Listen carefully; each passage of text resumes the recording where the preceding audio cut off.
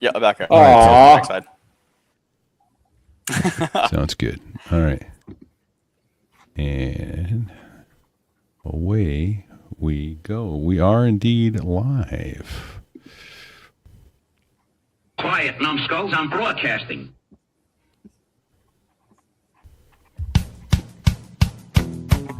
This here is a true story about crossing the pond at night in the world's smallest cockpit on the tanker through the weather. Oh, and to the tanker crew who did that, thanks a lot. We really appreciated that. I'm just kidding. No, I'm not.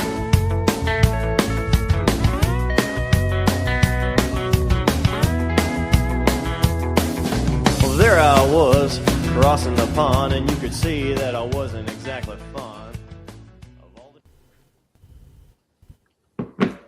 the... To you, sir. it's you, Roadrunner. Let it rip. How you doing? Good. You got a So There I Was story for us. Well, I got a bit of one. All right.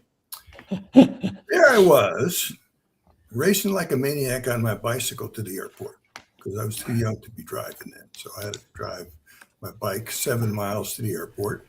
Ooh. I was about to take my first solo flight without an instructor.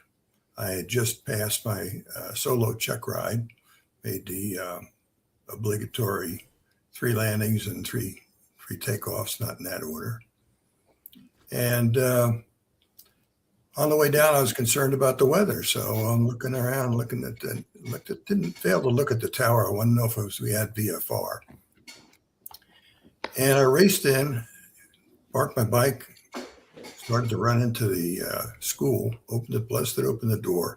And there was this old guy standing at the counter. Old being, well, he was 52. So when you're 16, that's old. Yeah. Anyway, he was standing there. He got Texas tie on, white shirt, plaid sport coat, and big head of white hair. And I blared out the question, does anybody know what the weather is? And that's when it happened. Awesome. Okay, this is going to be good. That's going to be fun to circle back to. Greetings, everybody. Repeat here, coming to you from New Hampshire tonight. That's So There I Was, is how all great aviation tales begin. And this is actually a pretty early aviation tale, it sounds like. So, which is rare. Usually people start near the end of their career or something else. But yeah, this is going to be fun. Right. My co-host. Right. Yeah. Oh, hey, I'm lucky enough to be at home. Still recuperating, and it's our pleasure to welcome RoadRunner to the So There I Was. Thanks, RoadRunner. Indeed, RoadRunner. Thank you. Yeah, I can't wait to circle back to that, but we'll almost do it too early. When is it the first time that you looked at the airport or in an airplane going by and went, oh, I think I'd like to do that? What sparked your interest in aviation? Well, actually, it goes back to sitting back in my aunt's backyard on a hammock, swinging back and forth in Jersey City. And from there, I had a view of the arrivals for Newark Airport. And we were just across the river from it. So they were pretty close. So that, I kind of caught the bug right there. Between that and watching a lot of John Wayne movies and 12 O'Clock High and all that stuff. Right. But that got me going. I started building models and hanging out at Newark Airport, which you can see right there. And in fact, there's a red circle there.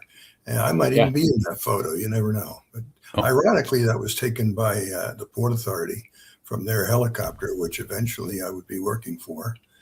And I'll be darned. So I spent a lot of my time. Very cool. Well, that's a great old picture of Newark that Bago had up there. So that's kind of neat.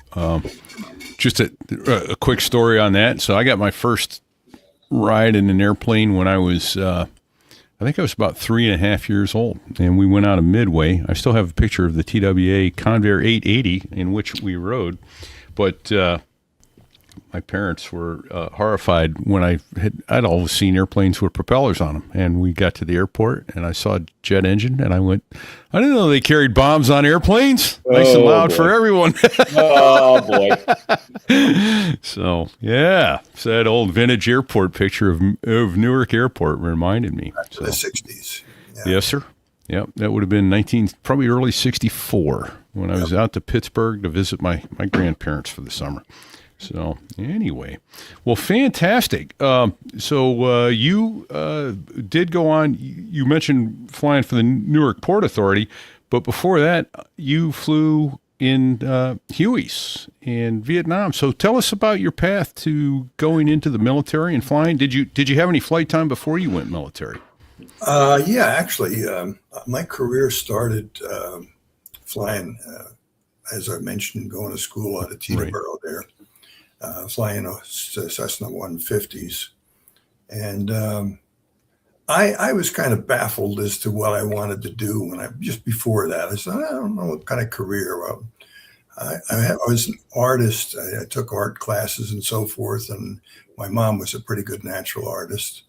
And I enjoyed that. So I said, maybe commercial art is something for me. I mean, I could draw some pretty good looking, perfectly good breasts, but Nice. aside from that, You draw what you like. Yes. And who doesn't like that? Right. I had to take a lot of classes to make up my points to graduate. We're going back a ways, so bear with me. So what they did from grammar school when we moved to Saddlebrook, New Jersey, my grades in grammar school were really great, straight A's and so forth. So they advanced me a grade, worst possible thing they could have done. Oh, geez. And that really put me behind the curve. So I had to take all kinds of classes, shop classes, took wood shop, metal shop, auto shop, everything, try and make up points, graduate, including typing. So my typing class teacher announced to the class what my typing rate was, which was 17 words per minute. Nice. So at that point, my future as a court stenographer was not, that would sail, ship would sail. No. Right. And at 5'9" and 165, probably no chance of making it as a jockey. No. But my uncle used to take me to the city all the time, and we used to take that ride on the bus. And I said, man, that's really cool. I love that really big steering wheel and the air brakes, and just that's a possibility. But then I re-geared and I went back to looking at airplanes and building models and stuff. And I always said, that's what I do. I want to be a pilot. But my dad was definitely not as supportive of me. So, but at any rate, I kept it up. I took lessons. I did just about everything you think of. Delivered papers. Was a caddy. Was an usher in the theater. I did unloading trailers, hustling. Hustling pool was a good one. That one we took. There you go. All right. Right on. Both had regulation-sized pool tables in our basements in the small town. So we both got pretty heavily involved in that. And we read every line, every trick in the book on what's the name? I'm trying to think of it. Willie Moscone? No, not Willie Minnesota Moscone, Fats? but Minnesota Fats. There we go, Minnesota Fats. Okay. And we went out, and actually we learned just about everything, all those great tricks. So we went out and started hustling. And it was working out pretty good until we started to become known at all the different pool walls. So that put an end to that. But it wasn't too bad. At that time, the flying was with an instructor, airplane and wet, $15 an hour. So, Wow. pretty well was able to take care of that Back in myself. the good old days. Yep. Yeah. Of course, the minimum wage was probably $1 an hour or something at the most. Yeah, so. yeah, I think you're about right. For a paper boy, it was about 25 cents an hour. Yeah. But, right. Yeah, what really got me into it actually was an Air Force pilot. I was 10 years younger than my sister. My sister had a girlfriend who was getting married to this Air Force captain.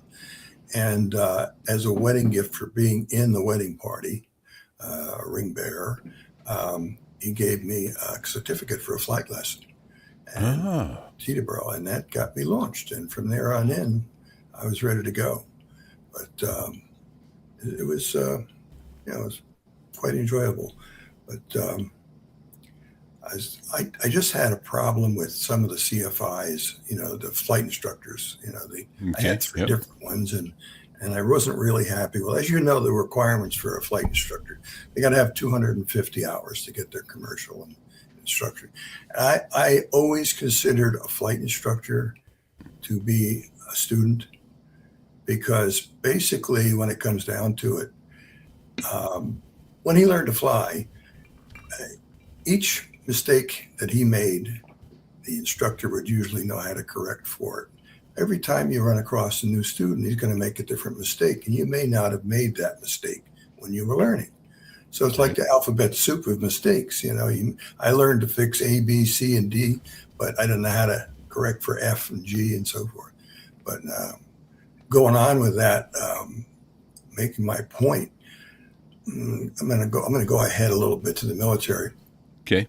We were on, and it's in Vietnam, we were on a short final going into Hot LZ, and we were just about to land, and I had this FNG flying co-pilot with me, and I was letting them make the landing. And this is his first time in, and the gunships are roaring and going like crazy and firing up the tree lines.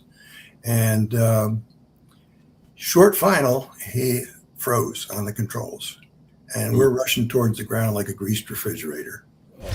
So I says, what I had to do is, the Army taught us some of this neat stuff, is I promptly put a brisk back of my hand across his throat, and he let go of the controls. Surprising.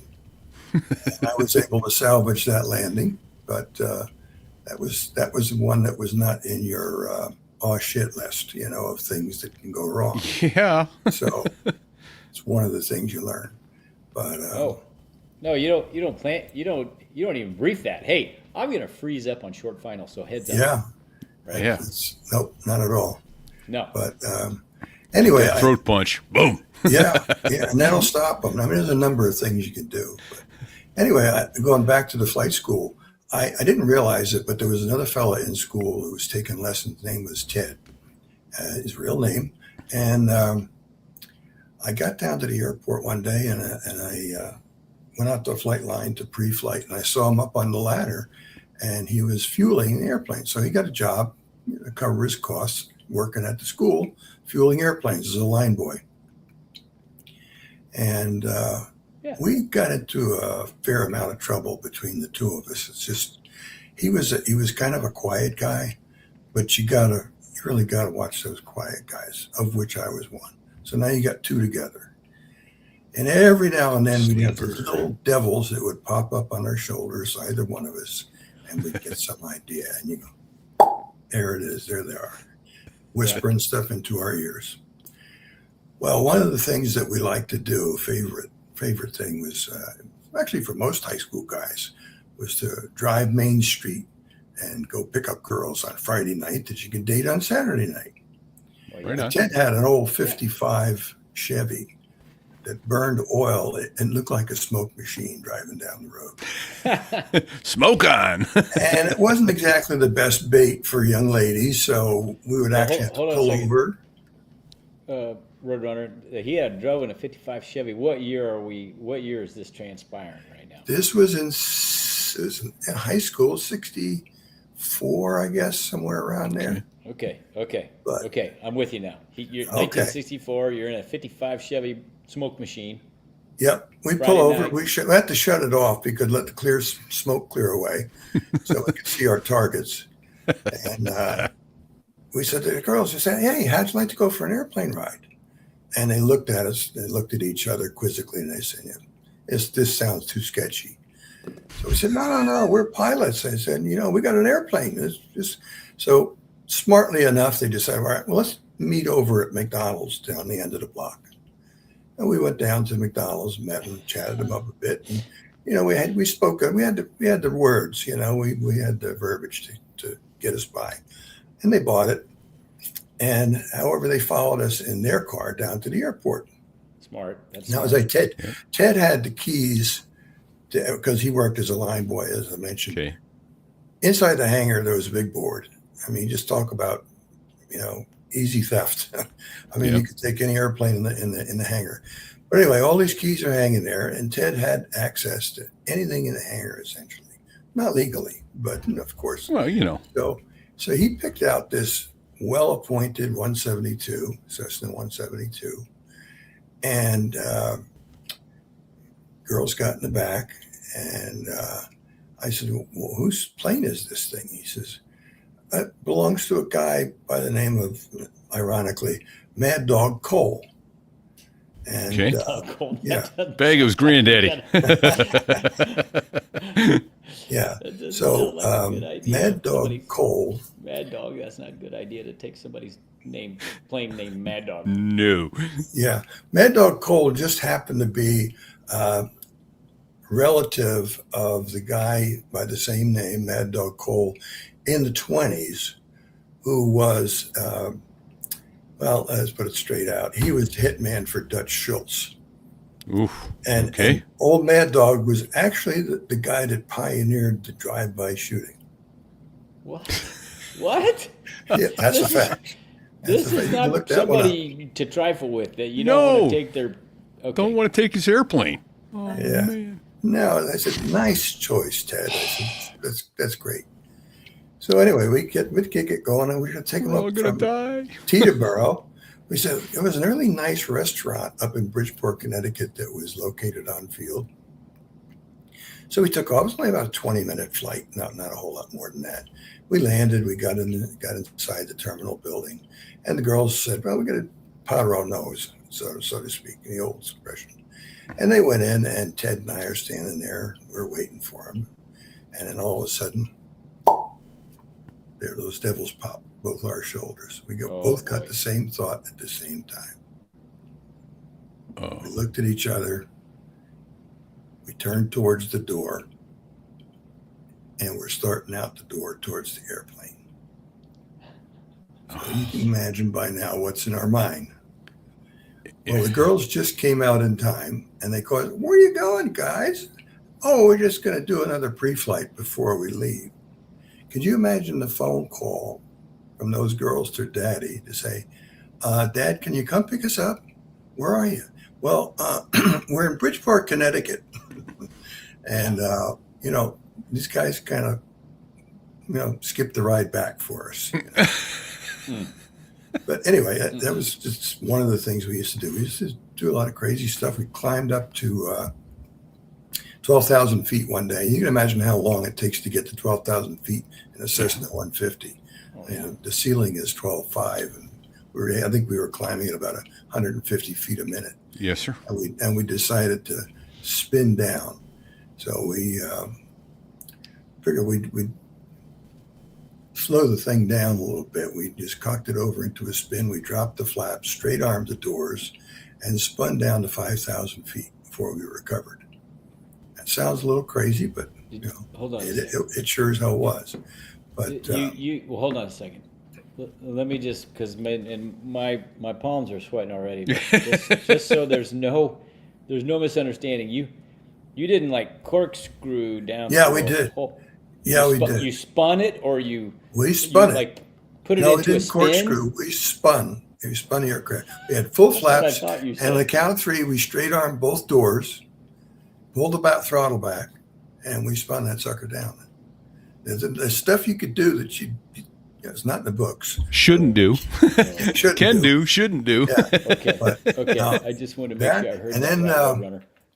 Another good one was, I'm trying to think. There was this, we found out that the nearby airport, Caldwell, they had this experimental B-17 that had 5 engines. It had an engine in the nose.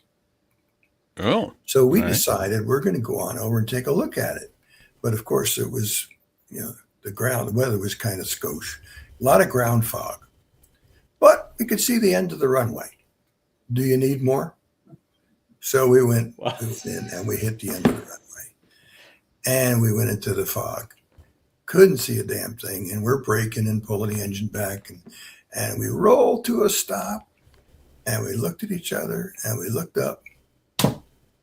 There was that fifth engine on the B-17 just above us. They had parked it at the end of the runway overnight on the runway. Oh. Oh. So there you go. Oh, Well, there it is. Bago's in the background working magic. Look at that Good shit. man. Good man. He's got it. Look at the size of the picture prop of him. on the nose compared to the ones on the wing. Yeah. Or Four-bladed. maybe it's optical illusion. Maybe They originally had 700 horsepower in the original engines, and then they bumped it up to 1,200 horsepower, so they could carry some pretty hefty loads. But yeah, Ted was quiet. Usually he's quiet guys. He's a pretty smart guy, and he kind of kept to himself, and we didn't really, chat much in high school.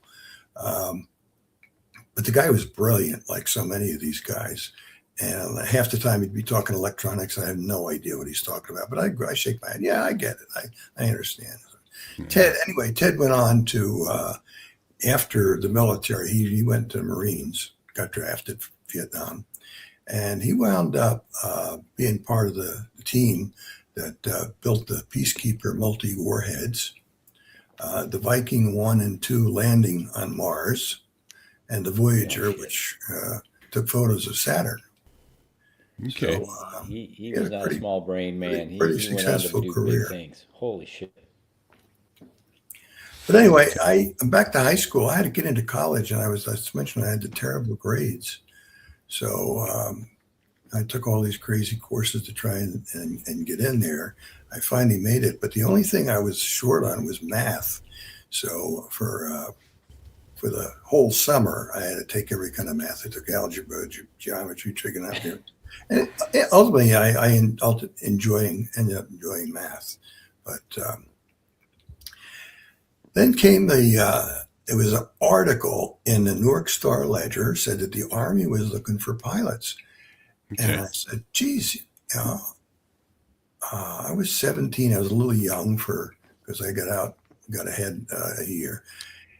And I said, I'm going to apply for that. And like I said, I watched one too many John Wayne movies, and I gave up my college deferment. I had started college for aeronautical engineering. That was my first semester when that came out. And I took the test. They said, good, you're good to go. But you're a little young yet. So go get a job. And in the meantime, we'll set you up with a flight class when you turn 18. Okay. So, When's your birthday? Just curious. What month? February. Oh shit! So you were way young. So you didn't turn. Let's see. So your parents put you a year ahead. So you graduated high school at 16? 65. Yeah, so I was 16. I had just turned 17 in February. February Okay. of 1965. Yeah, Wow. Holy shit! I was born in June. Roadrunner. of 65. No way. Sorry, dude. I'm sorry. Sorry. You know, You know what 65 is my favorite year. really That's rude, Fig. 1965 is my favorite year. It really is because hey, that's when I took my first breath. But when I meet guys like you, it's like God, that's amazing. That's not such a bad insult. What really kicks me in the can is when I run into these guys and they say, "Hey, thank you for your service." And the guy's about 50 years old, and he says, "Yeah, my dad was in Vietnam. Well, my grandfather was in Vietnam." Yeah. Man, damn. Well, if it makes you feel any worse or better, my father was in Vietnam. Oh, okay, here we go. But it was early years. He was there before me, and then he was there after me. So, Yeah, we had special forces guys in there in 63, even 62. Yeah. We were legitimately there, I think, in 64. In our unit, I think that's when our unit actually got there. But I was 13 when it all ended. I thought when I was 9, 10, 12 years old, I thought for sure I'd be going. And yeah. Well, my that history one had to teacher be- told us that anybody that doesn't graduate high school and go into college, you're going to be going to Vietnam. And that was Right. driven home by the fact that one of our classmates dropped out of high school.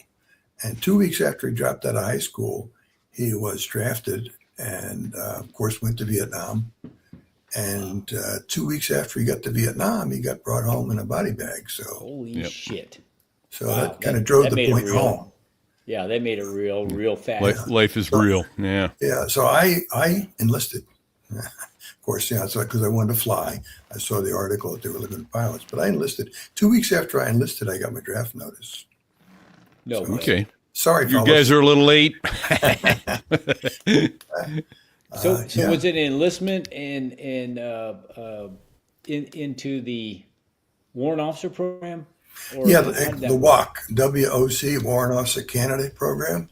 Okay. That was one of the first things our drill sergeant asked as we were all standing at attention in line out there, asked of us, and you had to yell a response, and the DI would say, "What is the definition of a WOC?" And everybody have to answer in unison. "A WOC, sir, is something you throw at a wabbit."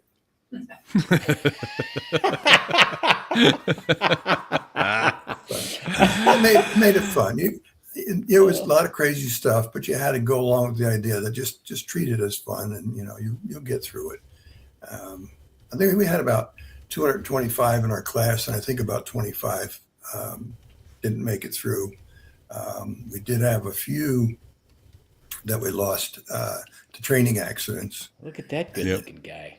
That was kind of a sad story because flying these Mattel Messerschmitts. I think you got a photo there. One of those aren't. There it is. Yeah, we called them that because it sounded like a little toy. And they had no doors on them. It was down in Texas. It was hot as hell. Looks very much, the picture that Bago has up looks very much like the picture of the helicopters they flew in MASH. So Yeah. What part Well, of Texas? it's somewhat similar to it. You're thinking of the OH, the Bell. yeah, it's just that it was 99% of this audience is audio only, and so I try to describe the photos that go up for folks. Oh yeah, Yeah, I got you. yeah. I got you. I think I may have sent one of those photos. Not sure, but at any we took our instrument training on the Bells, and they could barely lift the two guys that were in them. And they're loaded down with instruments. Once you put fuel on board, oh my! we wore out a lot of skid pads running down the tarmac to try and get off the ground and hit translational lift. But Funny. What part of Texas was that in? yeah. RoadRunner. After Fort Walters went to Fort Rucker, and So Fort Walters, Mother Rucker. that's in Texas. Mother Rucker, and we got to fly the Hueys, the Cadillac It's my fucking. Cadillac of aircraft. Yeah, right. So Fig, you got to speak up. He didn't hear you. I barely Can heard you guys hear me? Yeah, Yeah, Is this mic on? Hello. yeah, it's on. You're It's good. on. I was probably talking over you. You got to speak up, dude. What part of Texas was that? What part of Texas was you? Mineral Wells, which was about halfway between Fort Worth and Dallas. Okay. And what was cool about that was that there was an all-girls college there in Weatherby, and American Airlines had their flight attendant Of training course they in did. Dallas. There you go. Right. So, I mean, basically every weekend, and the girls were, wherever we were, the girls were there. God bless And America.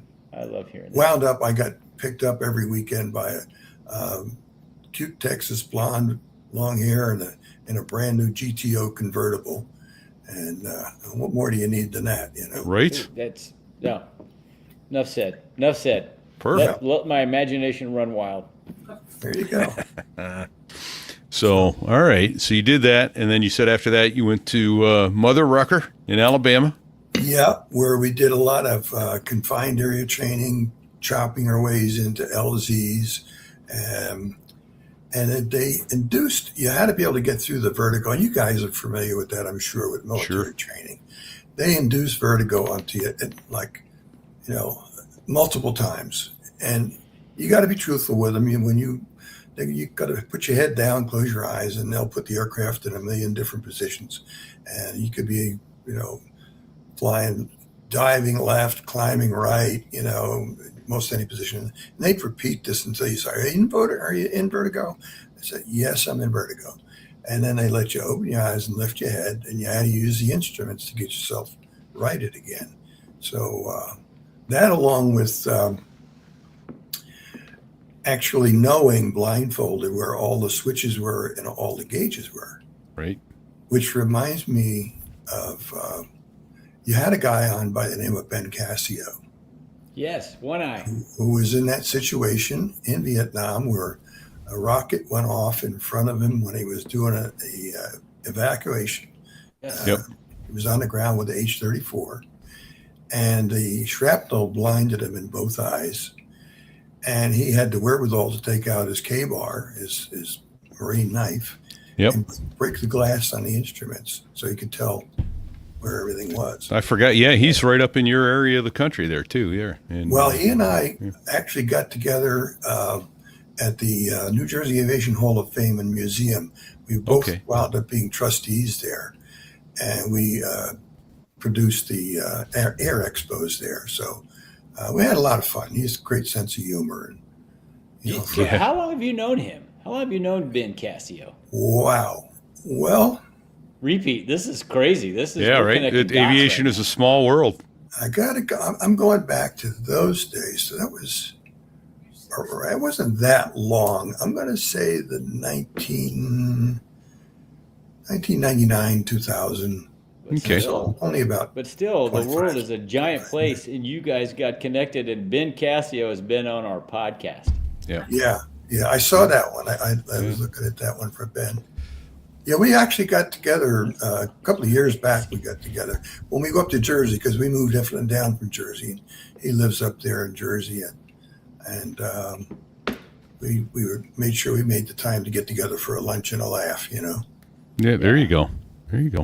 Hey, Fig, you may want to check your system settings and see if you've got your mic on.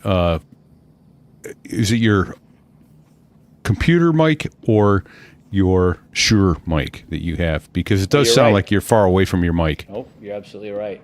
It switched. How's that now? Oh, that's much more better. See, it switched on me. I'm so sorry. No worries. I So apologize that's to what everybody. kind of made sense, though, because I was getting every little bang and ding on the. I checked it in the beginning, and everything was good. I'm sorry. I apologize to everyone who's been distracted by my bullshit. Not Hey, to worry. I We'll let have it go this I have time. an excuse now. There's only one eye in Fig. That's right. You like Ben Cassio. I am like Ben. I'm exactly like Ben Cassio. You know his nickname, right? One eye. Yeah. Well, after he worked his unit, they used to call him. Well, the H-34s were ugly as hell, so they used to call them really ugly. But they came down, and no matter what, threw all kinds of crap and saved their butts. So they used to call them the Ugly Angels. Well, that's what their that's what their call sign was. The call sign of the unit was Ugly Angels. Once Ben lost his eye, lost the sight in one eye, they used to call him the One-Eyed Ugly Angel. And to this day, that's so awesome. His call sign. Beautiful Well, thing.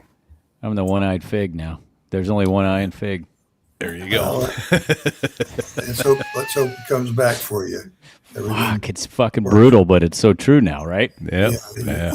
Hey, if you can't laugh at Look it, at this man, thing. Look at this cry. thing. No, You let's see this? don't. I mean, I'm sorry. I'm gonna get it fixed. There's gonna be a new eye in there before long, but right now it's not good. Man, sorry to hear that. Hey, you know what? Don't be sorry for me, RoadRunner. I got all my fingers and all my toes, and I'm an ass-kicking, one-eyed motherfucker right now. There you go. So, All right. but as our beloved brother Sticks, who recently passed, used to say, "Eyes are my kryptonite." He says, "I can handle blood and guts and poop and pee, I know, but right? eyes are my kryptonite." And man, me Isn't that too. That something? just gives me a case of the willies whenever I think Sorry. about it, man. I'll try not to make eye contact with you then. How's that? I see what you did there. Oh, son of a bad word. Oh, fantastic. Oh, man. Would it All right, freak so, you guys out if I told you I'm standing here with no pants on? yeah, sure. Well, ditto. I'm just saying. I'm free balling right here because it makes me. Because you can.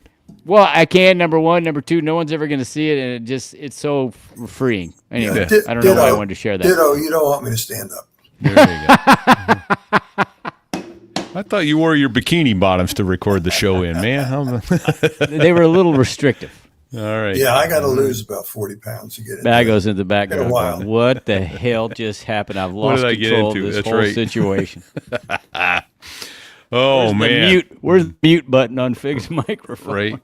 I'll tell you what we need to do. We need to get back to Please. Mother Rucker. You got over Mother to Rucker. Alabama. Mother Rucker, Yeah. Alabama. We got Rucker. way So off. we did. I don't know if Bago's got the photo there of something we used to call the blue canoe.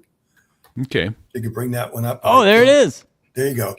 That right there is a world. It's an official. Listen, now don't forget, this is 1966. Is that the link trainer? That is the blue canoe, the link trainer. Yeah. And if you notice it's got World War II markings. That was developed well before World War II, but that's the World War II version that was used to train the World War II pilots on instrument training. And they'd have the guy in the back, and he'd have hold of the tail stinger, and he'd be turning the aircraft to try and match your movements and everything. It was all manual that's great. kind of stuff. A little claustrophobic in there, but it got the job done. It's amazing where they've gone, where they started and where they are now, because now they all have high definition satellite geoset. Are you kidding me? Screens. Well, I know. This is my biggest pet peeve is all this instrumentation, these glass cockpits. Guys don't know how to fly anymore. Seat of the pants. I agree with you 100%. After I'll jump back to Rucker, what they did, but after Rucker, I went to, they figured I had an interest in aeronautical engineering, so they sent me to the test pilot course. Okay. Really? Yeah, and that was purely a seat of the pants job. I mean, today, if you ask some of these young pilots, what define seat of the pants flying? And they look at you cockeyed, and then they give if they don't give you some weird answer, they give you none at all. But I mean, it's obvious, you guys would know that stuff. I mean, if you feel light in the seat, you're feeling your butt's not feeling too heavy in the seat. What are you doing? Yeah, descending. If you're feeling heavy in the seat, what are you doing? You're climbing. If you feel like your butt cheeks are off to the left or to the right, trim it up. Yeah. You know the sound of the engine. You don't have to look at the RPM gauge to know what cruise is at if you're on straight and level flight or climbing. Just the sound of the wind outside the cockpit is going to tell you if you're diving or climbing or any of that stuff. I don't know that I've ever heard of better. We became super attuned to the aircraft, almost as they say, one with the aircraft, with test flying, because your feet on the pedals, for example, I know if I feel a vibration in the pedals. If it's a high frequency vibration, I know I got tail rotor troubles. If it's a medium frequency vibration, I know I got problems along the drivetrain. If it's a low frequency vibration, I'm going to start checking out the rotor head. But all this stuff, the line crews don't get to enjoy those goodies. And we flew the aircraft outside the envelope. Everybody flies inside the envelope. Test flying, you fly it outside the envelope. We were doing stuff that if you survived it, that's fine. And for example, like a tail rotor check to make sure that the tail rotor rigging is correct. So that if you go into an auto rotation, it's going to maintain straight and level. You put it into a dive, and then you take the aircraft and you go and climb almost straight up. And then you kick full right pedal, okay? And the aircraft should go 180 straight down if the rigging is correct. If you're falling out of the sky sideways, you need to make a couple of adjustments. But you actually got to know, when making the adjustments, the auto rotational RPM and so forth, that I could know shooting an auto rotation. God knows I shot thousands. I don't know if everybody knows auto rotation. It's kind of like, you ever notice these bug nose seeds that fall out of the tree? They spin. Okay. Yeah. Well, it's the relative wind going up through the Maple. through that Those are wind maple seeds. that makes it turn. Okay, it's and that's the same way with an auto rotation. You drop the collective, lower the change the pitch, and you start falling like as I mentioned before, like a greased brick. But anyway, you get to 100 feet. Now you're falling at 90 knots, and you get to 100 feet, and you make your initial pitch pull. That's to slow you down just a tad. Okay. And pull back to slow your forward motion. And at 50 feet, you make your final pitch pull to settle down. So this all happens within fractions of a second.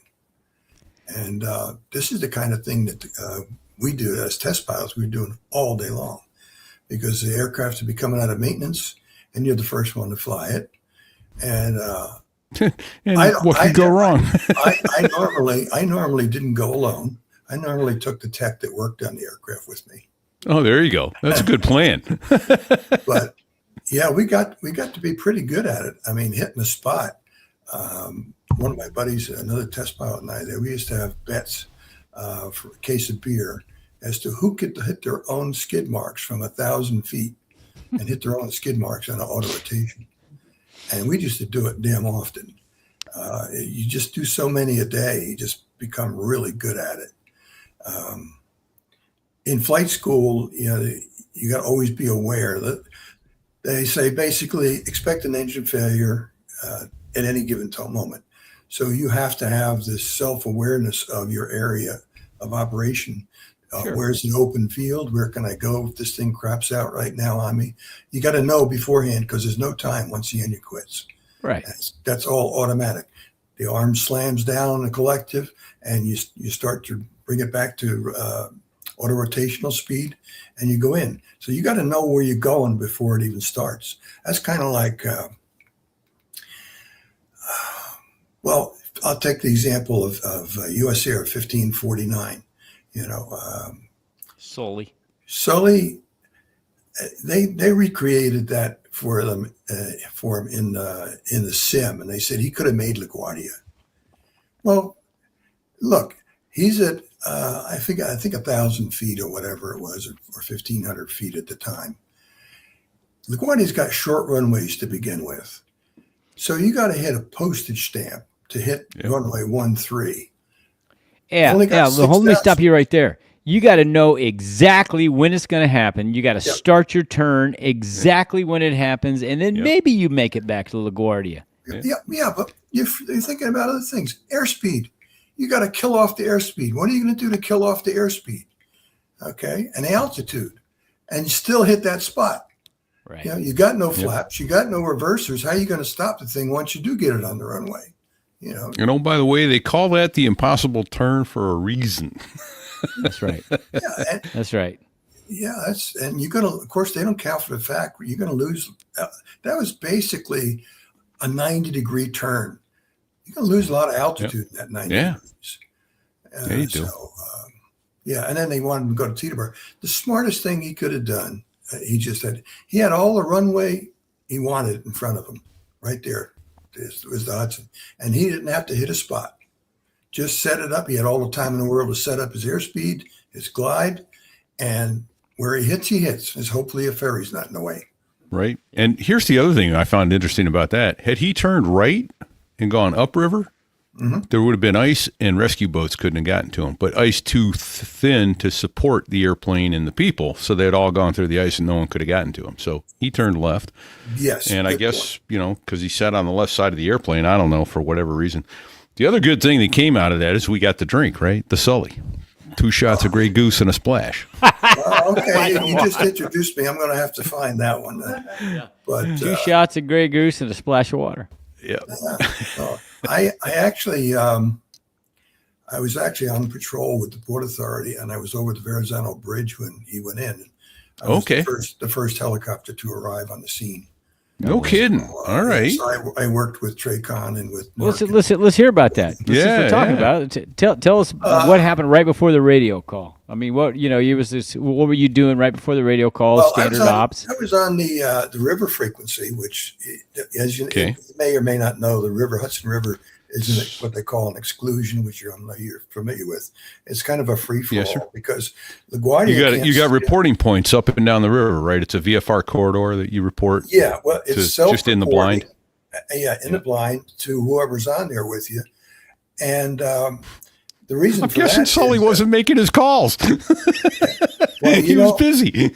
It wouldn't be a far technically. I had a a young girl we had just hired, and it was the Port Authority, and we were coming off a patrol off of Kennedy, and we're at 500 feet and headed southbound, headed for Newark, and she says to me, "Well, what would you do right now if everything went to shit?"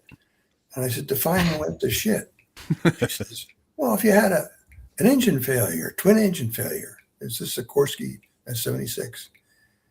I says, "Well, you'd be hard pressed to get more than aw shit on whatever frequency I happen to be on." That's it. What would you do? She says. Who would you call? So. All right. Well, that's fortuitous. Yeah. So anyway, he went in the water. By the time we got there, there were ferry boats already. And I got a bunch of photos. I'll have to send them out to you just for your own sake that people haven't seen, that the media hasn't put out. But I got there and basically I was coordinating with Newark LaGuardia to keep all air traffic out of there. We didn't go by. It was a rescue aircraft. We had the hoist. We had everything you needed. Okay. But for us to go down there, the ferry boats were already there. They were already starting to offload people. And if we were to go on down there into a hover, no purpose. And downwash on a helicopter, on a Sikorsky, about 90 miles an hour wind. Yeah. So, what They needed a wind chill factor that morning. Well, that too, and the swimmers. afternoon. There was a couple swimmers, and that could have been fatal for That them would have been bad, yeah. with no flotation. We would have pushed probably most of them off the wing. Sure. Yep. Yeah. For starters. And then, I won't even go there because there's a couple things that were done that shouldn't have been done by other people. But, eventually NYPD got had one person that arrived there and he was quickly told by his chief pilot, get the hell out of there. Wow. They did eventually send one out. I think this guy was a little further away, must have drifted with the tide or something, and they were able to get one out of there. But they do a great job. But well, that's pretty cool. I mean, that you were working that day and you were there in case. Got a bird's eye view of it, view, and kind of like Overwatch, right? Yeah. Oh, fantastic. Going back to back up a little bit, let's go to the training at Rucker. Rucker, Mother Rucker. One of the things that they taught us to do was, of course, you guys did the formation flying. I don't know how close did you guys get when you were doing some formation? We normally flew inches. around with three inches, usually between the canopy and wingtip. We call it beer can width. No, I'm fucking lying to you, dude. That's what the Blue Angels do. No, we were, We were within 3 feet of each other sometimes, Yeah, 36 inches. That's probably about 3 feet. It's probably, it seemed like you were right on top of them. Yeah. Originally, we used to fly one rotodisc apart, which is some 40 feet. Well, you got a lot more moving parts that interact badly in a helo than we did in a jet. That is what makes my palms sweat when you talk about flying formation in a helicopter. 1,000 parts all trying to go in different directions at the same time. Let's be honest. That's what makes my palms sweat when you talk about Then helicopters. they decided, they said, we're gonna teach you how to fly night formation, lights out. Hold on. It sounded like you said night formation. With the lights out.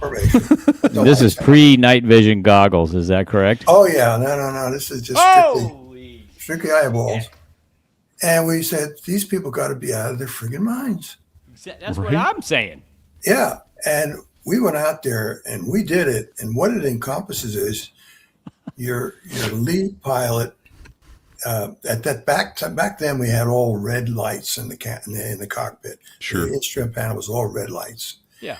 So lead would be out there, and then gradually your wingman, one at a time, would creep up on you. You probably can't see my hands, but creep up on you, step up, and creep up, and overlap rotor blades. And the guy on the right seat at this point, on left echelon, would be looking down into the cockpit of lead, watching the other guy's instrument panel move. The next Terrifying. guy would do the same thing, step up, overlap rotor blades on number 2, and watch his instrument panel. So, and then on the right echelon, the guys in the left seat were flying, of course, because they had to keep. But needless to say, they counted down any kind of a turn or move, which were kept to minimums. But it was some hairy stuff, and I said, we're never going to do this.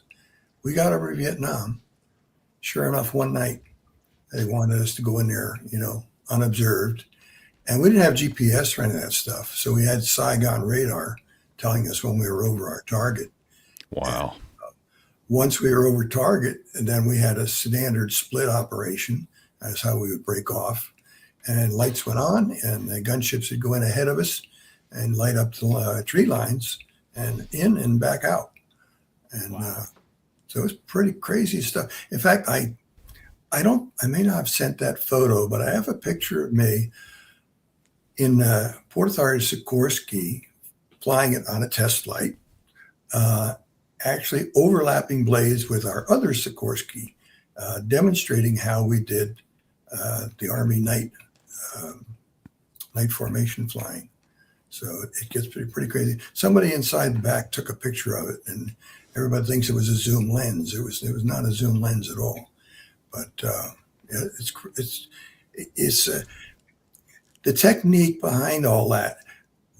When you first learn to fly, like that's the Mattel Messerschmitt, for example, you're trying to hover and you're wiping out the cockpit, with that cyclic like this. So the first thing the instructor teaches you to do is okay, you can put your forearm on your knee, okay, and that will stabilize you some.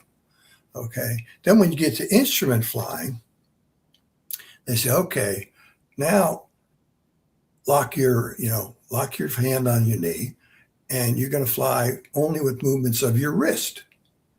Okay. That's the instrument flying, because you got to define it a bit more. Okay. And then when it comes to flying formation at night, the only thing's moving is your fingers. That's to keep you from making any exacerbating movements. My palms are sweating right now. Yeah, These things about fingertips are gone. Just the whole thing about the whole rotor disc, the whole wing thing, all these moving parts. Now you can't see. It's night. Lights are out. I'm sorry, RoadRunner. Huh? I lost my nerve. I'm giving up my wings. Be a grunt? That's why they draft 18-year-olds. Right. Well, there's that. You're young and bulletproof, right? Yeah. So. Oh, hey, hold on a second. You just brought back a question that I had checkmarked to ask you. So, were you the youngest helicopter guy in your class? No, because I had to be 18, so I imagine a bunch of the other guys were 18. Some of the guys actually were in their 20s because they had gone through OCS previously, for another MOS, and they decided to go on to flight school. So we had a few older guys, a few 20-year-olds in there. Older guys were 20. Yeah. Older guys were 20. That's crazy. Well, I need to jump in here real quick and mention that this blows my mind that we've been going over 50 minutes so far. Yeah, I know, right? It's just like we just sat down. Oh my gosh, I see 53 minutes and 37.8 seconds. Yeah, so we got a lot more questions, but I want to get into we're going to thank Derek, but then I want to get into some of your combat missions and test pilot flying in Vietnam, and I want to ask you about your Bronze Stars and your Air Medals, because if we don't ask, you won't tell. I know. No, that's a fact, and we're going to ask. We're asking. Yeah, so that's a good shot over the bow right there. Thank you. Exactly. So let's take a moment and thank Derek, though. So there I was buying more stuff I wanted for myself, again, and calling it a gift. My wife has a theory about this. It goes like this. If left unsupervised at gift time, I will go buy exactly what I want, wrap it in the wrong size bag, and hand it to myself with a straight face and say, "Oh, you shouldn't have." She's caught on, which means her gift-giving options have been shrunken down to 2 items, socks and underwear.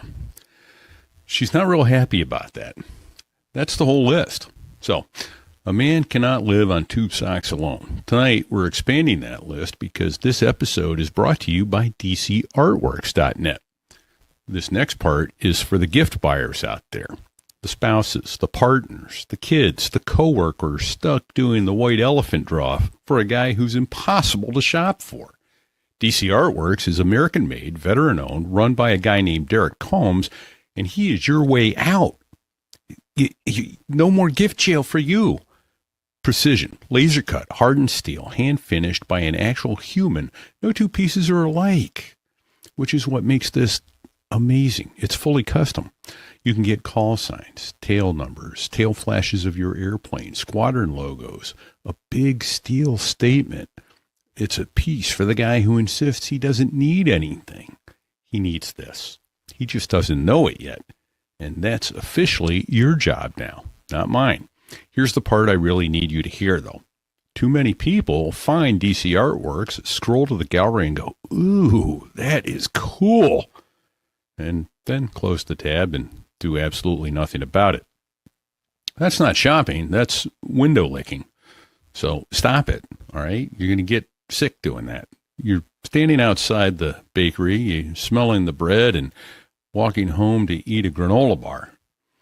Derek's not a museum exhibit. He's a working shop with a guy on the other end who will build the exact thing your person will stare at on the wall for the next 20 years, but only if you actually message him instead of quietly admiring from a safe, non-committal distance like it's a house you can't afford.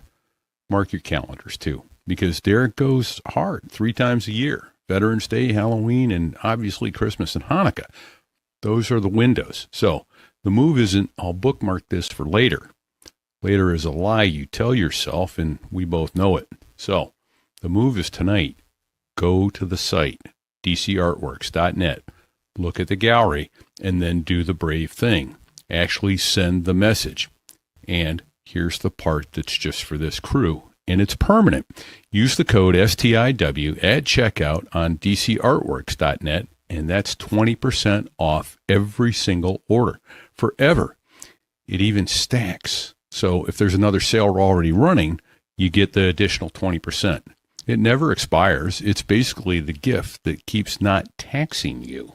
So, everyone tired of returning the same 3 candles, the same coffee mug, the same world's okayest whatever, DCArtworks.net is your solution. Code STIW for 20% off. Don't just look and leave. Message the man. Get him something he'll actually hang on the wall instead of quietly regifting it next to the next Secret Santa, okay?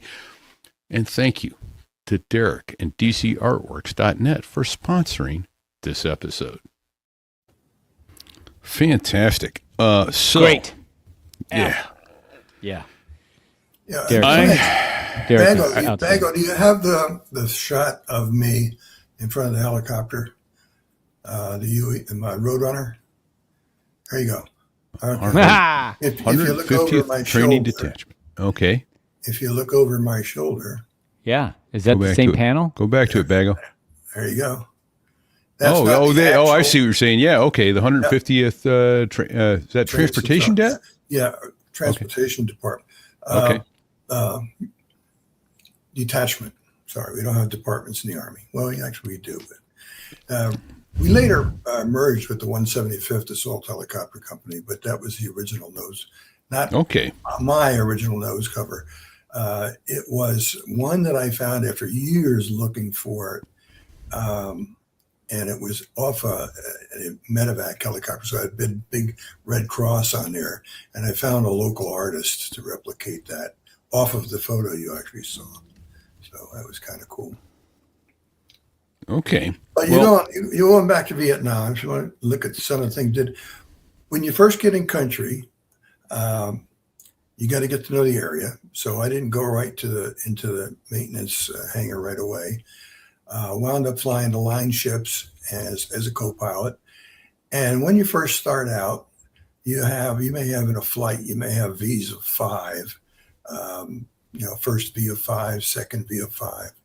Then you'd have a trail position and a slot position. And guess where the FNG would always be assigned? Well, lead. Probably lead. No. Lead, that's the key word. Charlie, when he shot at the helicopters, he didn't have a lead. So he would always fire at the first helicopter. Oh. Okay. But He hit -2. But by the time the rounds got there, guess where they landed? Yeah. Coming in on -2. Okay. -2. So, lucky new guy. Oh, Yeah. man. So the guy in the end he had when they say the life expectancy of the pilot, the statistics were usually born out of the guys that were flying in trail. As I mentioned, by the time those rounds got up there, that's who it normally hit, if anybody. But Okay. Well, I wanted to ask you about. So you got. I lost track of it. There it is. You had 2 Bronze Stars with V and 25 Air Medals also with V. So what of all of those does one of those stand out to you that you got it and you went, yeah, I probably deserve that one.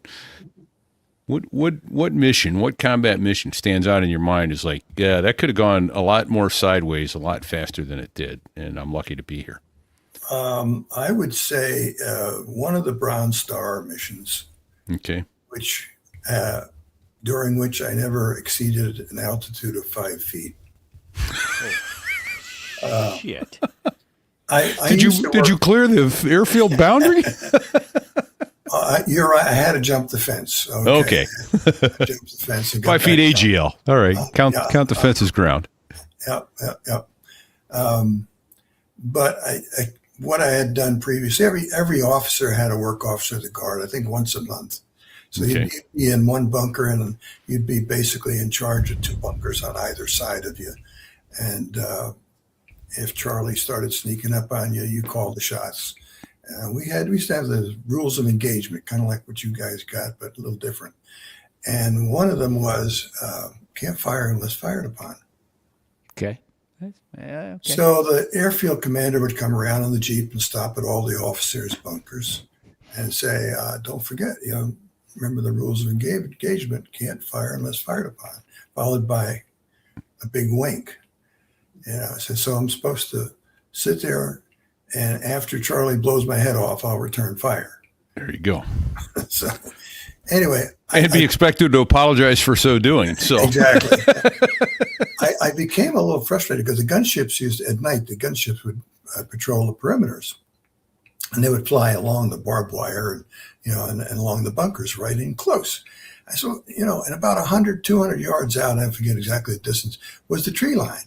I said, occasionally Charlie would come in and test us on that rule. And they'd send one guy sneaking up there, crawling in, and he'd pop his head up and then he'd pop it back down.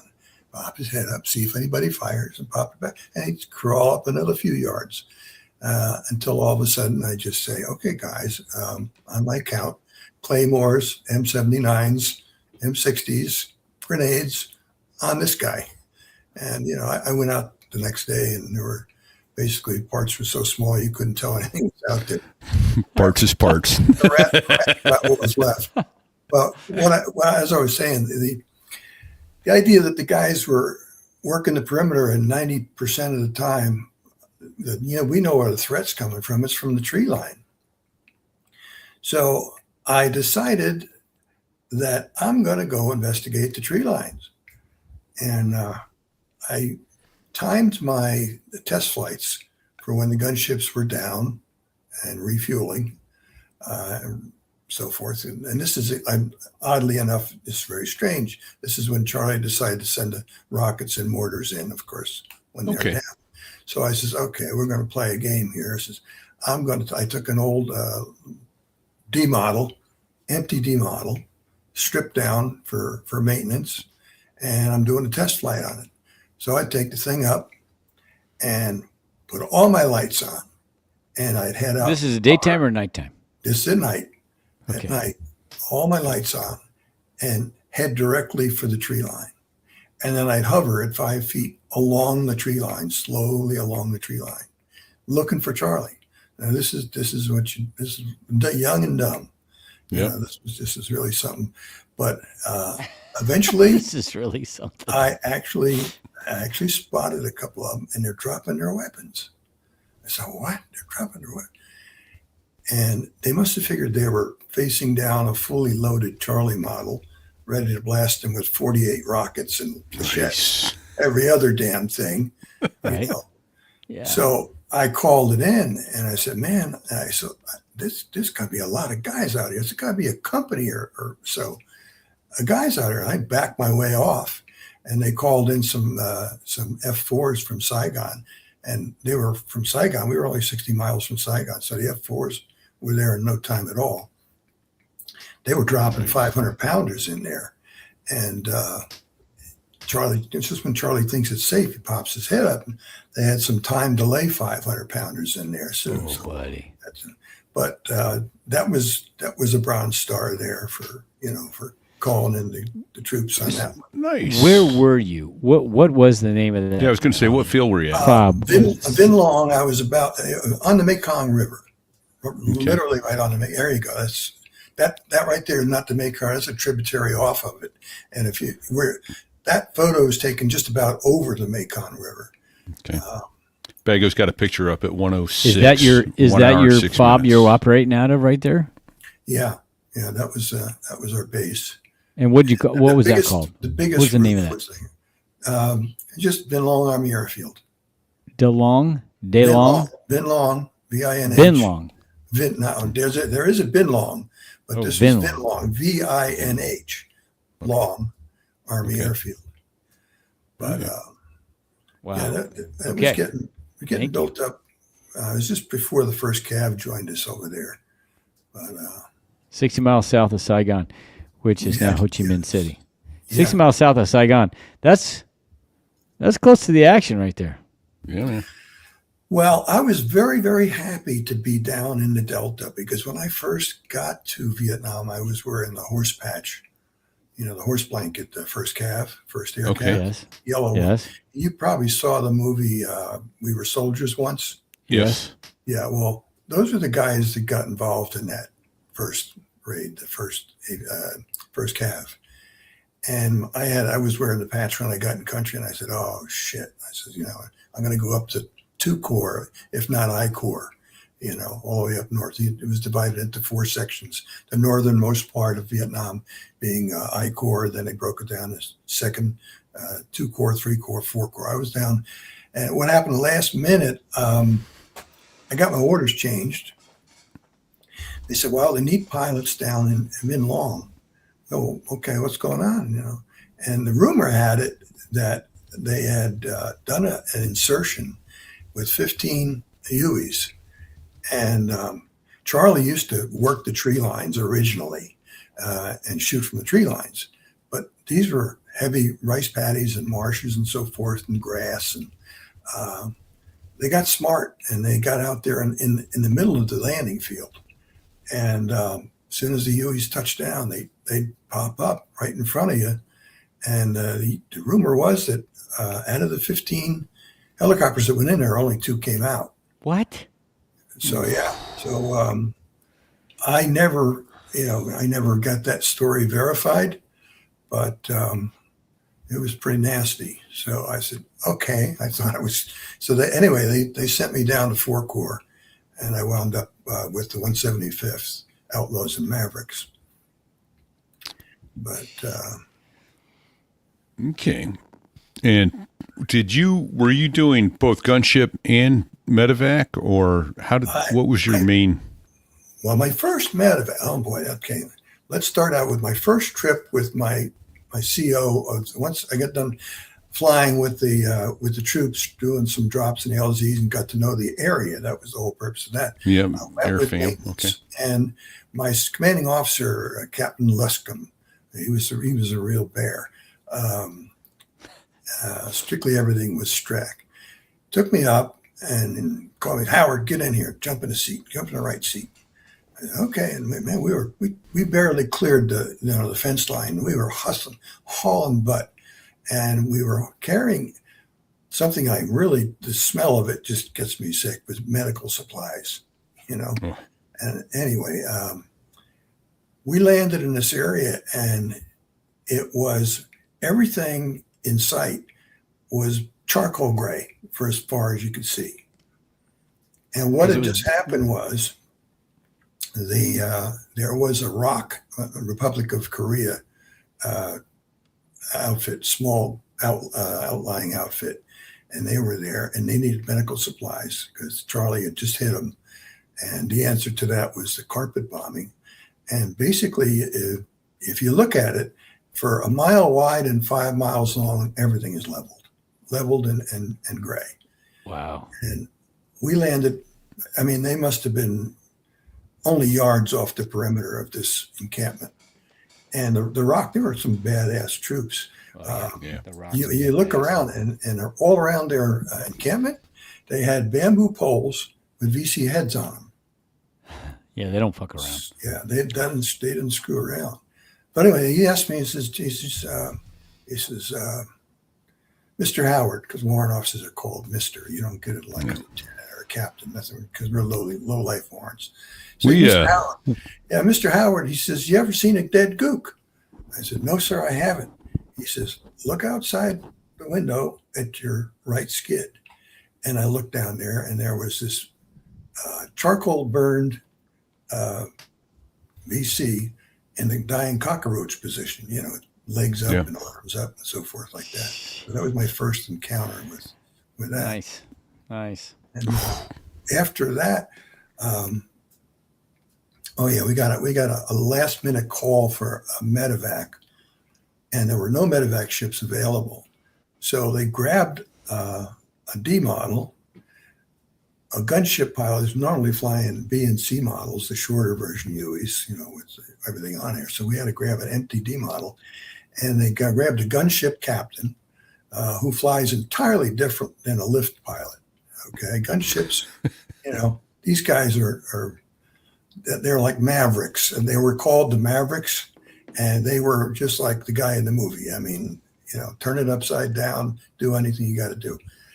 And they grabbed me, and I just jumped in, and we wound up going to this Arvin, South Vietnamese courtyard into this small area to pick up some troops. I think we got one was on a stretcher, and we fly with the doors open. So what they did was just slid the stretcher in. Basically, either end of it was from door to door. So it was facing, basically east and west, west, basically sideways across the bird. Yes, the north and south of the ship.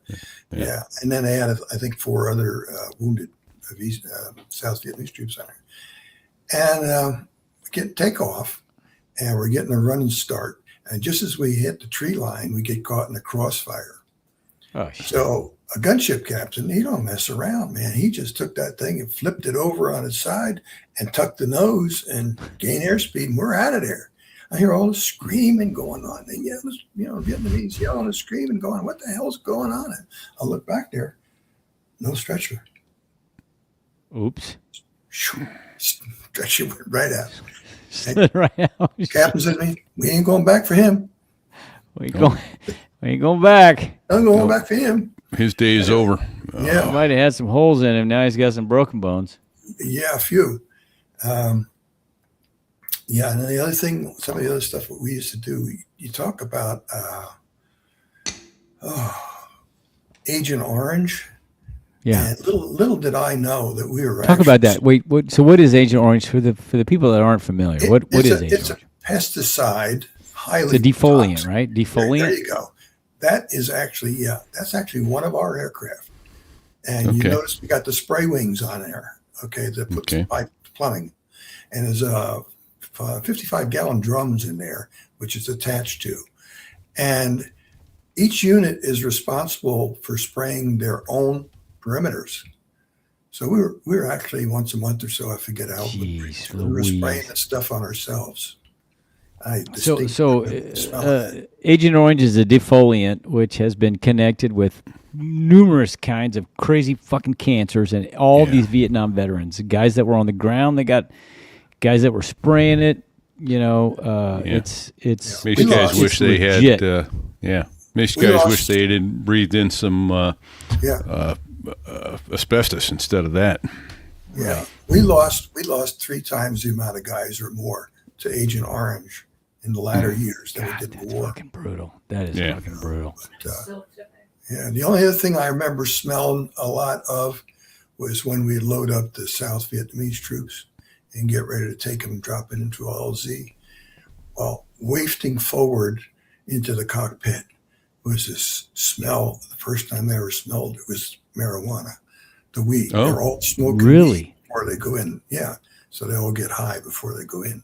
These And were this the stuff- South. These were the South Vietnamese. South Vietnamese troops, yeah, and this stuff is wafting forward, and I'm, wow, this is pretty cool stuff. I got to try this, which eventually I did. You know, Yeah.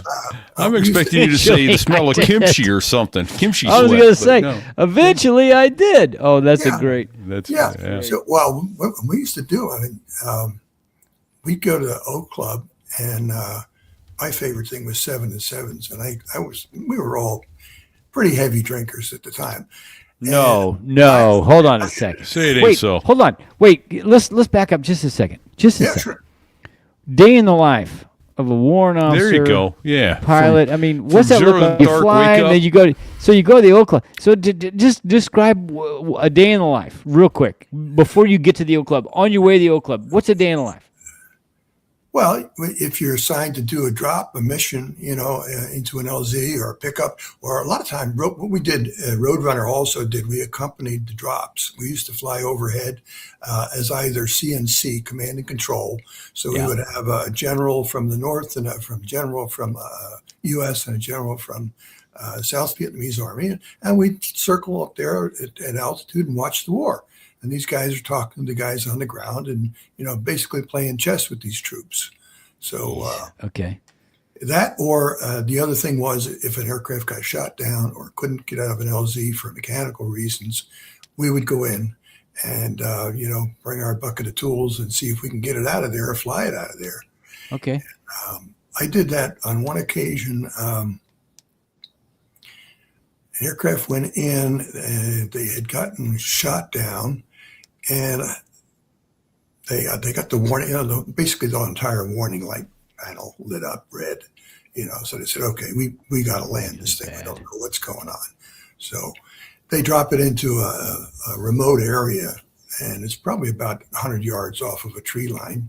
And the area that they dropped it in was a place called the Tiger's Tail. It was a narrow but long jungle area. So Doesn't sound that was good, we knew Tiger's that Tail. was a favorite. That was Charlie's hideout. We knew Sure. it was there. And here we are 100 yards from that, and we got this aircraft that went down, and we went down there, and we said, we're going to go see if we get this thing hell out of there. And they got transmission lights, transmission pressure, and all that stuff. And so we looked it over. One of our guys climbed over the whole thing and said, well, I don't see any juice in lane anywhere. It seems dry and so forth. And the story was that we got in test flight school, you can fly that thing without transmission oil for about 3 to 4 minutes. And we weren't that far away from the base. So we all of a sudden started getting pinged at from the tree line. It's probably some old farmer with a rifle and single barrel thing, whatever. But I put everybody on board the RoadRunner, and I jumped in the aircraft myself, cranked it up, and I stayed really low on the tree line in case I had to fall. I didn't have to fall too far. And I flew that thing back and made it, got the thing, saved the machine. I think there were, I don't remember, $2-3 million at the time, not a whole lot. Another occasion where I had a tail rotor failure we had this, I don't want to call it a pond, it was this body of water between the hangar and the runway. And that's where it was a big drainage ditch. sometimes the hanger ramp would get so blocked up, I'd have to take off and hover over that body of water. It was about 10, 12 feet deep. And I had halfway across, I had a tail rotor failure. So a tail rotor failure, as you know, the tail rotor controls your directional movement. Without the tail rotor, the helicopter, based on torque from your rotor, is going to want to spin in the opposite direction of the rotor. That sounds bad. And with every turn, it spins faster. But one of the things that we learned doing flight school was it was a control training issue. We would put you on a taxiway, and they'd have you follow the taxiway line, and then the instructor would push full right pedal or full left pedal, and he would make you basically circle the cyclic while you're working your way down the taxiway. You're actually flying without a tail rotor down the taxiway, showing control. So you're actually making these rotational movements to keep yourself flying in that direction. So what happened with this was the procedure for tail rotor failure, if you're over, an area where it's, you can do it, is to roll the throttle off to kill the torque and just do an auto rotation from that altitude. And your nose is going to be cocked off slightly, but when you pull pitch, that'll correct for it, and you might land straight out. But this just sounds really fucking scary to me. I got over the water, I had the tail rotor failure, and it's just, I had done so many of these things, practiced it so many times. I decided to go practice that, try that maneuver, and get the aircraft onto the ground and try and save it. And I eventually wound up, I got as far as the shoreline. I got the nose up on the ground. And I think, Bago, you probably have a couple photos here. Yeah, yep. And oh, dear God.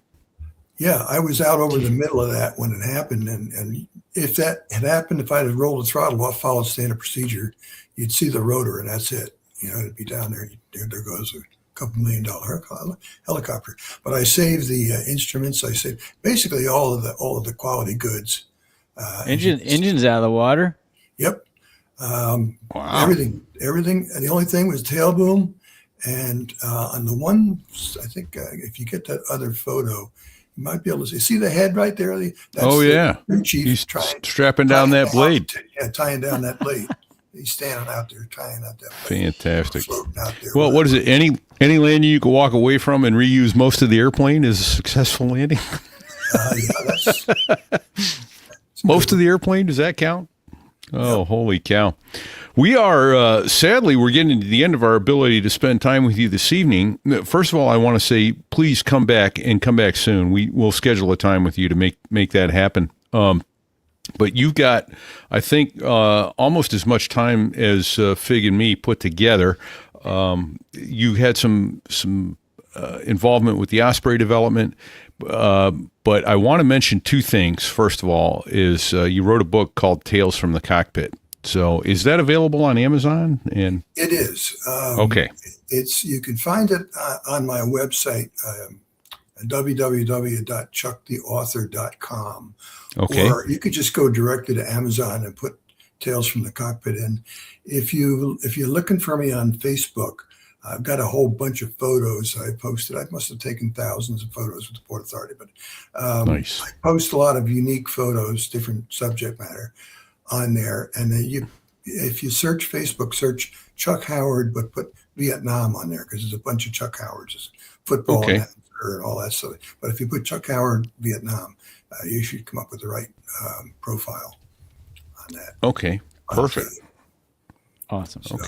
Okay. So the book is Tales from the Cockpit, which looks absolutely fascinating. I'm sorry to say I haven't read it yet. I try to pre-read when I can, and as you and the audience and you, Chuck, are well aware, things have just gone to poop on us this summer. It's been a rough summer.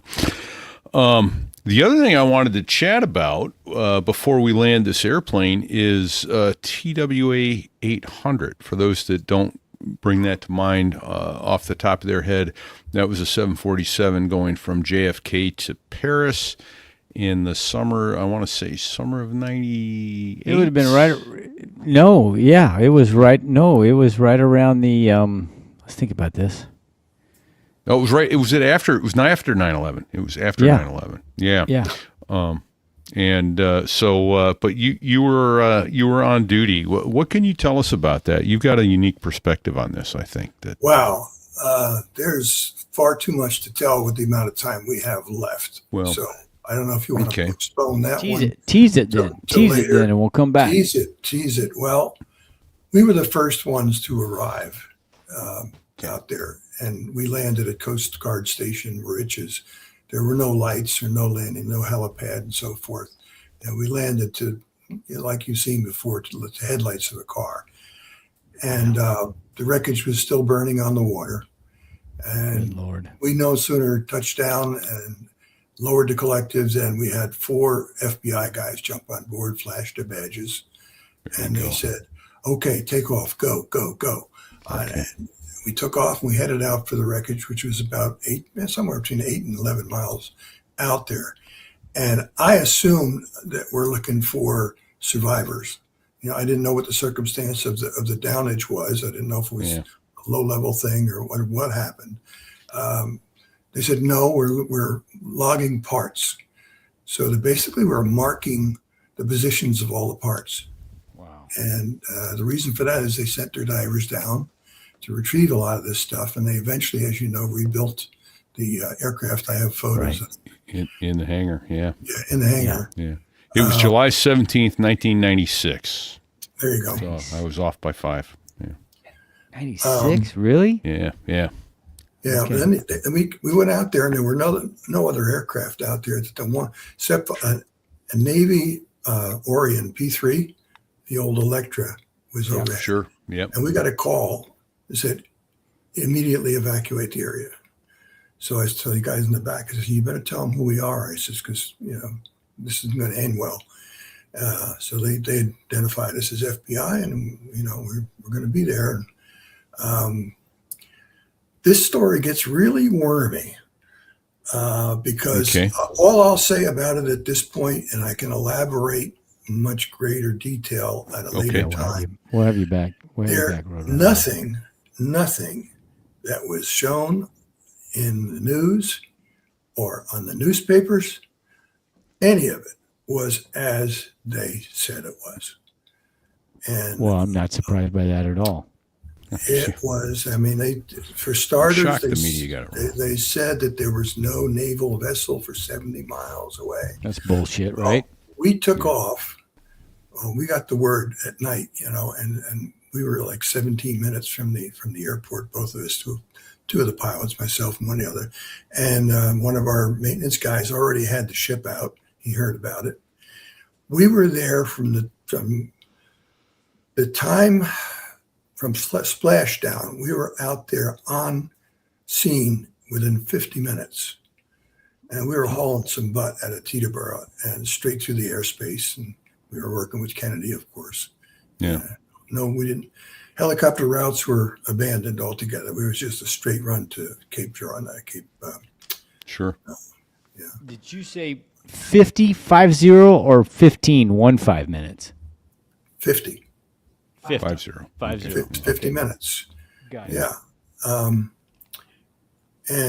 Anyway, I mentioned one of the things is Navy said there were no Navy vessels up there. Well, you're probably not familiar with the chart, but there is an operational area, a military operational area. Yes. That's just off the coast there. And the Navy used that. They were actually, and I got this direct from the horse's mouth from the tower operators, because we used to go up and make friends, make nice with the tower guys, since we were always there and we had to do patrols. And they told me, oh, yeah, the Navy regularly tracks the aircraft coming out of Kennedy for practice. So I won't go any further than that. Yeah. The one thing that I could say further about that vessel just doesn't travel at the kind of speed that we were traveling. We were pushing the limits, and we were probably doing 200 to get out there. And our limits, maybe, but we had a little bit of a tailwind and so forth. But when we got there was a Navy destroyer, missile destroyer, 4-point anchored right off the beach. How about This that? vessel was supposedly 70 miles away down the coast, Jersey coast. So I don't know any vessels that can travel quite that fast, I don't think they can. but No. that's just the beginning. Okay. Well, I can't wait to have you back and talk about Right. this specifically. I did get involved with James Kallstrom, who was the head FBI director at the time, and I ferried him and a bunch of FBI guys out for about 6 months working on that. And I got in there, and it was kind of like Disney World. What you saw there, the wreckage was being reassembled. They had separate sections for the seating, separate sections for the engines, and they were all roped off. And in each area, there was a guy with a computer, and they were assigned certain things to do the inspections on. And they had golf carts, and you go around there and you ride around, and Kallstrom would stop and start asking questions, and I was allowed to ask questions too. And I asked one of the guys when we stopped, I says, "Is the missiles theory still alive?" And he said to me, "Well, not only is it still alive," he said, "but there are 6 versions of it." Holy shit. Yeah. A lot was going on for a long time after that, and a lot of stuff that we saw by virtue of our traveling back and forth, looking at Navy vessels leaving with wreckage, going to different places where the wreckage was being brought out to Calverton, where they hang in there, where they rebuilt it. So a lot of strange stuff. Basically, I'm going to tell you right out, they shot it down. Navy shot it down. I had a feeling about that. For years, I thought that was bullshit, and I thought, that's bullshit. That there's no way it happened. There's no way that they kept it shut. Yeah, it's conspiracy. But let me tell you something. So I know a guy. Who knows a guy? I know a guy. For his sake, I won't state his position, but he was deeply involved internally. And I told him for years, it's bullshit. There's no way the Navy shot it down. And he goes, "I'm telling you." He goes, "I don't think they meant to, but they shot that airplane down." I'm like, wow. So somebody pushed the button. It wasn't live. Weapon, but it did the job. It hit the fuel tank. And crazy. Because fuel pumps will run in dry fuel tanks all day long and never explode. We got way off course. Yeah. And we're coming back to this because this is really interesting. Okay. This is fascinating stuff. So, yeah. First of all, RoadRunner, thank you. Thank you. You know what? Thank you doesn't even do it justice. No, it doesn't. You served your country in a war that no one ever... And then you got spit on for doing it, I'm sure. Yeah, you got spit on for doing it. And listen, you did it heroically. You didn't talk about them, but repeat. How many air medals? How many bronze Vs does this man have? 25? 27? Yeah. It's ridiculous. 2 bronze stars, 25 air medals, all with Vs for valor. If you look at the definition of hero, it'll say Chuck Howard. Right? Thank you. I mean, if you're watching live on the video, you can see how many air medals I have. I'm holding up a finger for every air medal I have. And listen. My hands are firmly in my lap, folks. Air medals. None of you guys want to talk about them. Combat V, so combat valor, V, the V. It's impressive, and I want you to know it's appreciated, and we know what it means, and I want to say thank you. Well, thank you for the hero part. You're welcome. Thank you. The hero part, I don't like to hear that. Nobody wants to hear that. I understand that. You're going out there and you're doing something. You're doing your job. You did your job. But let me say, you're a fucking most people hero, don't do that job. They don't sign up. Yeah. And you are. So here's to you. Thank you for your service. Thank you for my freedom. There's my Huey. Yeah. Beautiful. Nice. It's a fucking good-looking airplane, even though it scares the fucking shit out of me. Even though it's got a rotary wing, it's a pretty bird. Yeah, pretty bird. So yeah. They call them fling wings. Yeah. Yeah. There you go. So thank you for your service. Thank you to all active duty and all veterans, and especially the families who also served. Thank you to them for supporting on the home front, so those on the front lines could do their job with minimal worries about what was going on at home. Any other thank yous we need to get to, Fig? Yeah. I want to say thank you to Sticks. Appreciate it. Enjoy being on, and looking forward to it in the future, if you'll have me. Indeed. Listen, we're going to have you back, bro, Yep. because I want to go down this rabbit hole with you. Right on. But I want to say do that. thank you to Sticks. Thank you to Sticks. Thank you to his family, who, Sticks was one of those people who always was stepping up. He'd come on and he'd produce when he could. He stepped in a few weeks ago and co-hosted. He found guests for us and just was always giving of himself. And, I didn't mention it on the show the other day, but when my mother was 98 years old and wouldn't deal with any other medical practitioners, nurses, doctors, orderlies, what have you, because she was sick of their stuff, Sticks could go in and talk to her, and she loved him, and she adored him, and she took his advice, and whatever he asked her to do, she would do. And that he gave of himself. He made house calls to old people in nursing homes who were in a bad way because he could make their lives better, and that's what he did. He tried to make people's lives better. So thank you, Sticks, for all you did for us. That's what life's about. You want to come out of it feeling good that you made a difference. Well, Sticks is one of those people who definitely did. So. Yeah, I'm sorry I got derailed there. Hey, we need right. to thank. I want to thank Bago for being in the background there. Amen. Thank you, Bago. With Amen. your broken knee and your skinny little body and your good-looking face, your young face. Yep. I love you, bro. Thank you. And your two little girls and your wife who make it possible for you to take the evening off and come take care of us. We appreciate that they sacrifice too. Yeah. So thank you. Give him a big hug for us, okay? Yeah, man. And Dave Hamilton. There you go. Dave Hamilton, backbeatmedia.com, who gets our advertising, and all those fine folks over at patreon.com. SoThereIWas.us/Patreon or SoThereIWas.us/donate.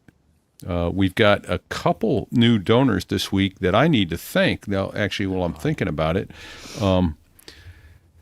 first of all, Kevin McDermott, Chill Rob, threw a Benjamin in our pockets this week, $100. What the hell Thank is wrong with you, Chill man? Rob. I know, right?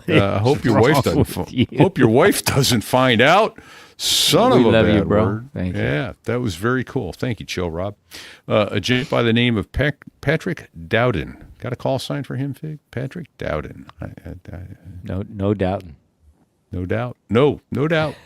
No doubt. Patrick, no doubt Dowden. No doubting. Or just call sign no, I guess. No doubting. Nope. Nope. He threw $50 at us on Venmo, so thank you, Patrick Dowden. And then Jessica Arjun stood up as a $5 a month Patreon pilot. So thank you to Jessica. But yeah, if you want to go to StarWars.us/donate, you can find Patreon, donor box, or Venmo. And if you're going to give a one-time donation, Venmo's the way to do it because they take less of a cut. Everyone else puts their hand in our pocket and takes some of that out on the way. But, to all of you who are cracking your wallets open against your financial advisors, better advice. Thank you. Oh, man. Yeah. Right? Yeah. Wow. It's rough. This is a rough week. We're close. It is. We're close in. Thank you, RoadRunner, for sharing your stories. And they're hard to come by, and we really appreciate you sharing those. Thanks so much. Yeah. So, hey, Fig, I'm starting to hear something in the background. I think I could be wrong, but any idea what that is? Yes, sir, I do. That's the the two F-16 pilots that make the Air Force sound good. The Dos Gringos. Yeah. True. God and bless listen, them, man, great if you're having a bad day, you need a little pickup, listen to one of their songs because they're all awesome. Yep. Sticks was going to try and get them to write a Coast Guard song. Maybe we need to go press them for him now. Yeah, we need to press that now. And For see if real. we can do something like that. Yeah. All right. Well, one last one real quick. Thank you to Badass who lets us use his photos. Thank you, sir. Badass. We appreciate it. If you're in the giving mood, go give us 5 stars. SetOurWoes.us/rate. And I don't know. Fig, you got any advice for our friends until next week? Well, in lieu of our guest, I would say don't sit on the collective because that could be bad, dude. Don't do it. It'll hurt you.